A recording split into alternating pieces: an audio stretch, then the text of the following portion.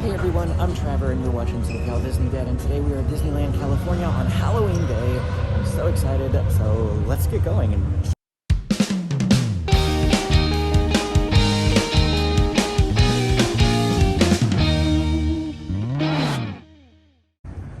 Well, I did something different today, and I actually came over to Toy Story Lot, which I haven't done before, and there really wasn't a whole lot of people here. Like there was one car in front of me and that was it. To get parked, it's 8:30. So the park has been open for a half an hour. Got here a little later than I usually do. Just trying something different today, but this is what it looks like. Not too bad. I'm here by myself, and my boarding group for Rise of the Resistance has already been called. I got group 20. It was like probably one of the lowest groups that I've ever gotten. So I'm pretty much going to be beelining it straight for Rise of the Resistance as soon as I get in the park. So if you park over in the Toy Story lot, you have to take a shuttle over to Disneyland. And I haven't been over in this parking lot in quite a few years because we've been parking in the parking garage for at least the last 5 years. So this is quite interesting. So I went through security on this side in the parking lot. I thought we'd go through security once we get there, but I guess it leaves you out on the other side of security once you get to Disneyland, so that's great. Now I have a little bit of a line here to get on the shuttle, so I have to wait for one to come, and we'll see if I even make it on the first shuttle. It doesn't look like I'm going to because there's quite a few people here. If you've never gotten the bus here at the Toy Story lot, you do have to fold up your stroller before you get on the bus, which is why we haven't actually taken the bus in quite a few years, because it's a bit of a pain, and so we just park at the parking garage and walk, but you can do it, no problem. All told, from the time that I parked my vehicle at the Toy Story lot to the time that I'm now walking into Disneyland here is about a half an hour. So I had to go, they have a restroom there, so I used the restroom. I went through security, waited in line, took about 15 to 20-ish minutes to wait in line, and then just a short 5-minute ride from the Toy Story lot over here to Disneyland. But like I said, about 30 minutes all told. I think when we park in the parking garage, it takes about 20 minutes. But if you don't want to do all that walking, because it is quite a bit of walking with the trams still not running, then Toy Story Lot's still a viable option. A little slower, but doesn't require any walking. But personally, my family will probably still be parking in the parking garage from here on out. I'm here at Disneyland on Halloween Day. I've been coming during the Halloween time for a little while, of course, but today is the actual day of Halloween, Sunday, October 31st.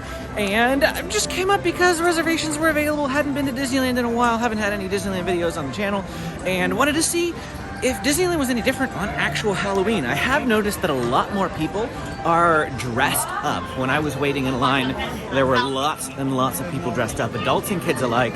Adults can wear costumes, but you just can't wear masks. Not that that's gonna matter for you guys anymore, because after today, nobody's gonna wanna wear Halloween costumes anyway, but we're gonna see what's different today, heading right to Rise of the Resistance. Christmas time at Disneyland, it does not start until November 12th, which is about 2 weeks from now. I'll be here on that day. But they have all the Halloween time decorations, of course, still up because it's October 31st. But if you take a look down there, they have snow on the castle already. So that's usually something that they would do the night of. But with staffing shortages and things like that, just across the board in the nation, they probably are slowly starting to make some of those changes now so that they don't have as monumental of a task. I'm making a small detour over here to more Reese's Treats. I have not had breakfast and I want something to eat. And there it is. Couldn't ask for a better warm treat on a dreary, overcast day.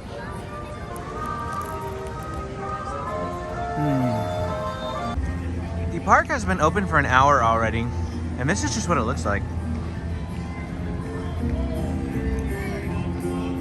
Of course, I'm not really in a super congested area, but really, I'm just surprised at how open it is for a weekend.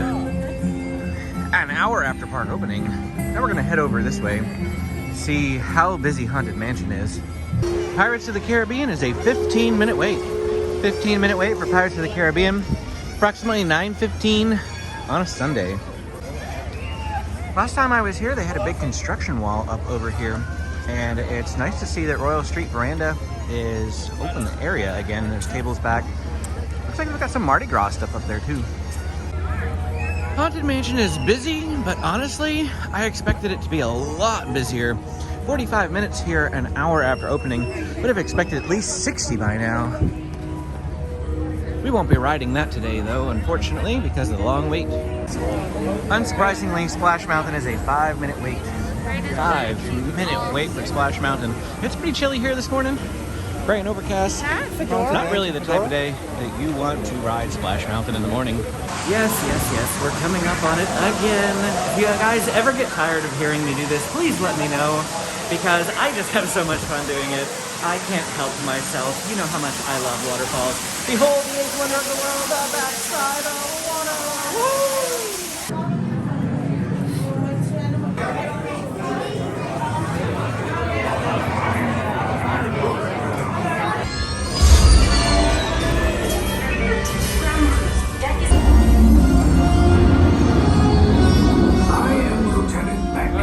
As you heard from Ray, I have been tasked with getting you to Bagara.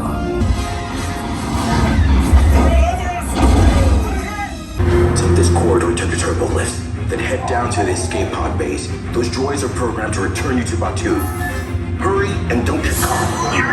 Hey, you're not authorized. Wait, those are the prisoners. The escape pod's divorced. Wait, why are you going up? I said down. Up is bad. Up is real bad.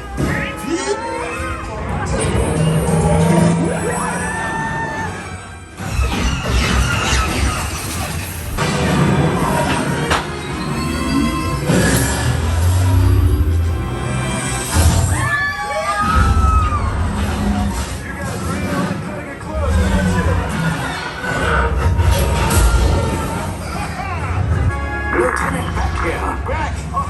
You're right. I should hope so. Great job, recruits. Thanks to your heroism, the location of the Resistance base is secure. That ride will never get old for me. Absolutely my favorite ride in all of Disneydom. So great. Well, I came in here to one of the Star Wars gift shops that I don't think I've ever actually been in, because they have some really awesome like animal heads over here from the Star Wars world. We have a Tauntaun in the upper right hand corner. Hey, this little guy on display. This is the Sarlacc that eats Boba Fett. So I guess this is what a Sarlacc looks like underneath the ground. A big old creature. I did not know that. That's pretty neat. Standby wait is 15 minutes over here at Smuggler's Run. I can't resist that. Did you get my joke? Did you get my joke? I can't resist it. The resistance. I need flight crews to transport this valuable merchandise across the galaxy. Pilots to navigate, engineers to operate the ship, and gunners to defend the shipments. And that is where you come in.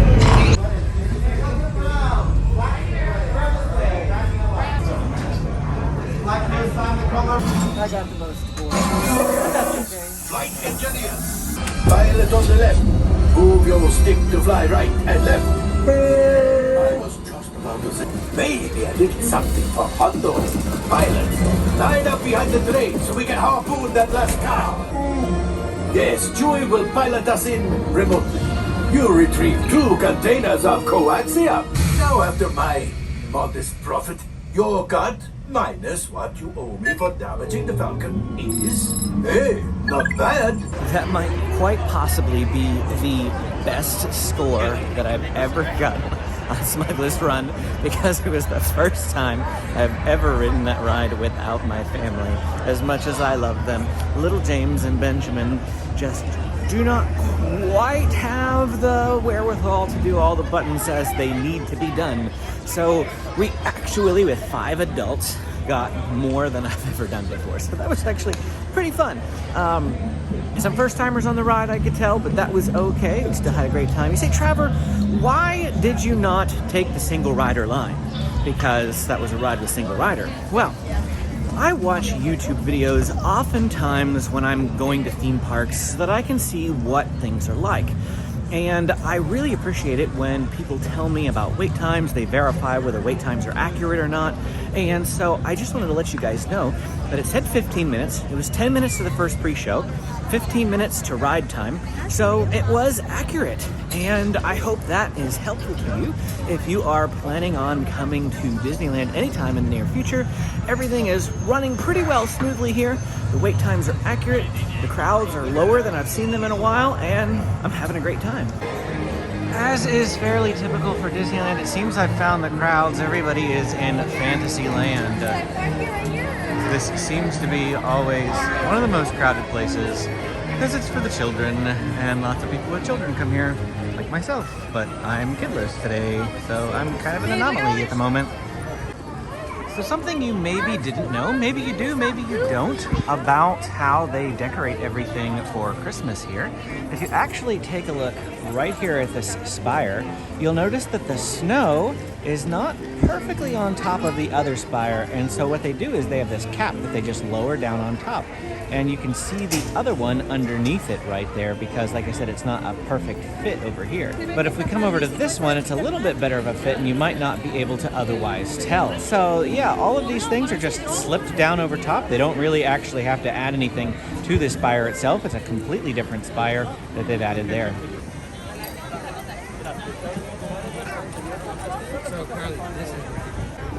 It is about 11:30 now and I'm headed to the Jolly Holiday Bakery to get a snack.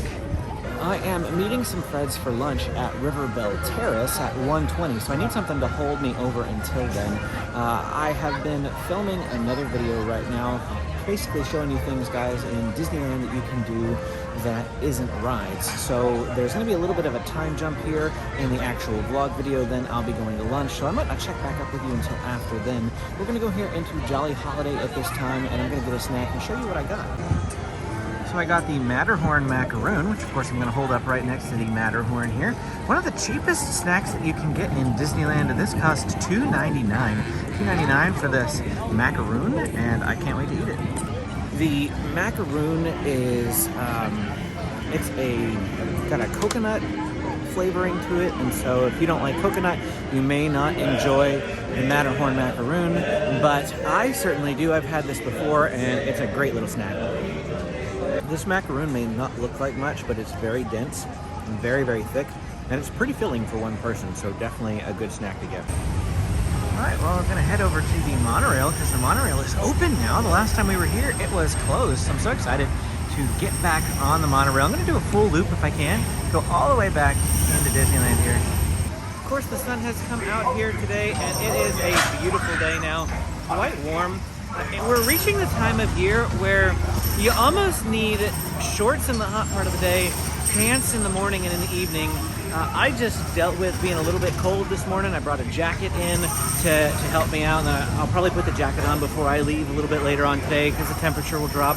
But you may want to consider bringing in a change of clothes if you are the type that needs some pants or things like that for the colder times.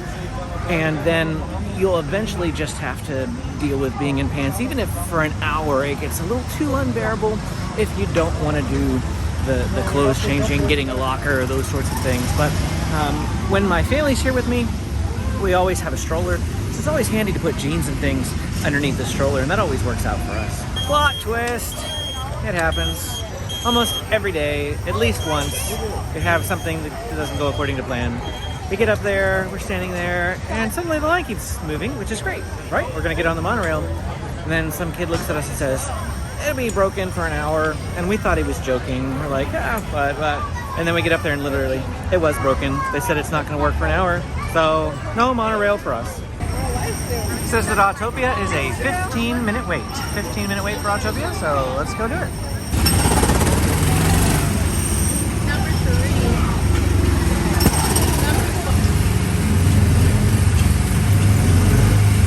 So since I was the last car out for Autopia, I like to take my good old time because there's nobody behind me.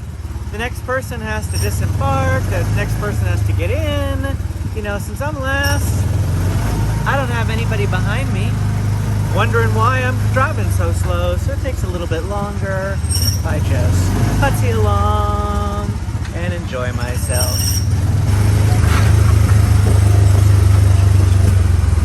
It's like, check this thing out. It's like some sort of bike flying machine contraption. wave coming yet? Oh, yep, they're coming.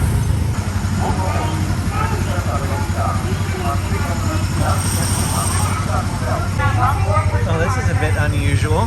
We have 1, 2, and 3 cars that have all broken and stalled out at the exact same spot. The 4th row on the left isn't running, so I don't know exactly what's going on.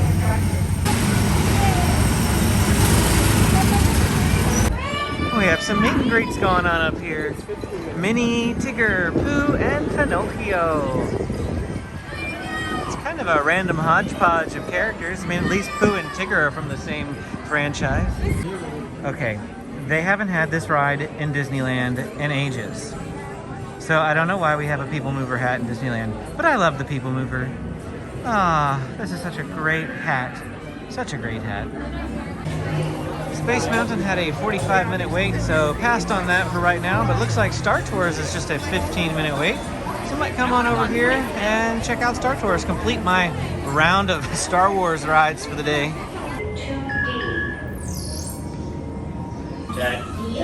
Go about your business. It's about 4:15, walking through Frontierland, headed over to Star Wars Land again.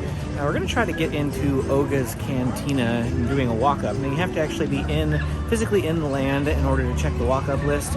But like I said, it's 4:15. The sun is still pretty high in the sky, but the temperature has already started to plummet. Like, I'm starting to get a little breezy here. I might have to get my jacket back out. So keep that in mind, as I mentioned earlier, that just the way that the seasons change at this time of year. Even though it's California, and you might be thinking, oh, isn't California always warm? You may still need to plan for colder weather. Now, I've been living in California for the last 5 or 6 years, so I've kind of adapted. If you're coming from a really, really wintry climate, this may be paradise, and you'll be staying in shorts even if it's only 55 degrees outside. But yes, I know. When we start dropping into the low 60s, I get a little cold. So here's the entrance to Oga's Cantina. It's actually right next to Smuggler's Run. And this is the current line. Not too bad at all. And I'm here with my buddy David from Big Red Journeys. He got us a spot on the wait list. So about 30 minutes, right? 30 minutes, yeah. They'll give us a text message and or notification on the app when we're ready. My previous experiences have been usually about 15, 20 minutes, and we should be good to go. Excellent. All right, well, we're coming on in. I've never been in here before. But we are going to be sharing this standing table by the looks of it.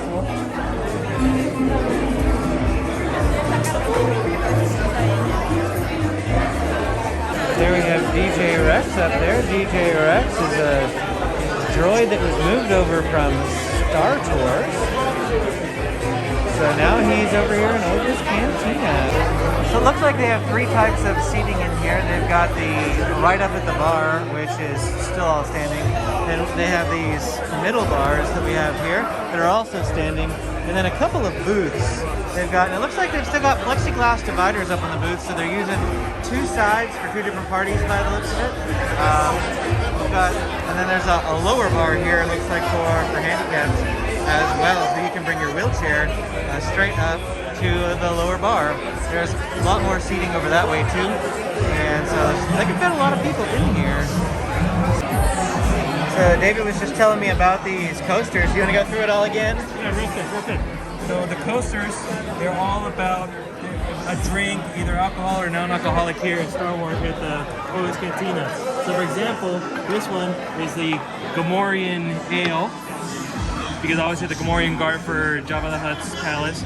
This is off the Blue Bantha, because obviously the Bantha milk, which is a non-alcoholic drink.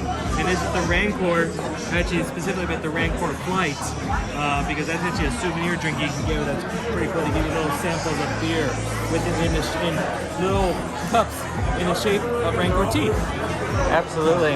The Rancor teeth, $80 for that thing, but you get to take them home and the board too. Exactly. You take the board and the teeth home, all four teeth. Pretty expensive, but a pretty cool souvenir too. And there is that Rancor Flight right over there. I'm going to zoom in, so it's kind of blurry, but you can get a look at what that is if you wanted to purchase that. Well, this is the drink that I got. This is the Hyper Drive. So it's a non-alcoholic drink. And this over here, what's this one? What did you get? Spiced cider. A spiced cider, okay. And then David ordered a Fuzzy Tauntaun, but it'll be coming up shortly. Coruscant Cooler. Coruscant. Oh, you changed. Changed the You Coruscant changed. Cooler. I did. Okay. All right, so this is like a Powerade type mixed berry Powerade. So I'm gonna give it a try here.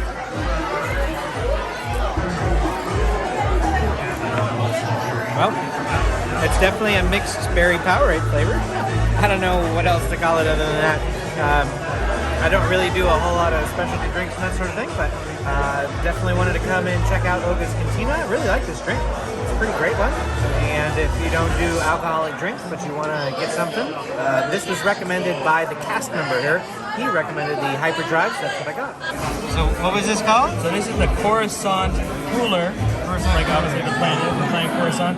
It's a bourbon-based drink, mainly with some mixing in there, but cranberry and a little sweet and sour and bourbon. All right, so we're on an orange strip at the moment, but if you take it off, it's actually a red drink, isn't it? So it's There you go, that might be a little better. yeah, okay, it's an orange drink. So that's the color, and that's what it looks like.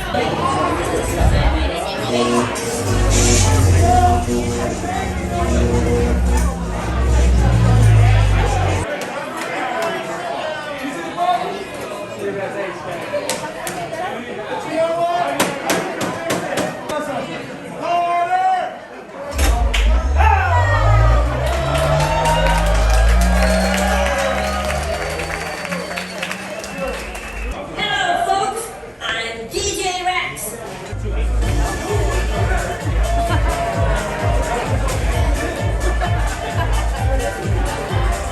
Well, that is it for my time here at Disneyland. I walked all the way up to the front of the park with my buddy Dave. Completely forgot about doing a sign-out video. Probably should have, but that's okay. I'm doing one now. Had a great time. Ended up being that most of the vlog is like 90% Star Wars. I didn't plan that. Just what happened today, and you know, the way that things fell out. A couple other videos that I did while I was here. Hit the like and subscribe button if you want to see those videos. One's going to be everything at Disneyland without riding a ride. Took me about 3 hours. There's loads of stuff that you can do without actually ever getting on a ride at Disneyland. The other one is a review of Riverbell Terrace, which is where we ate for lunch. So you can check that out as well. That'll be coming up a little bit later on. Actually, the Riverbell Terrace may already be on the channel. Can't remember what I'm going to post things, but anyway, like and subscribe, and we'll see you again next time.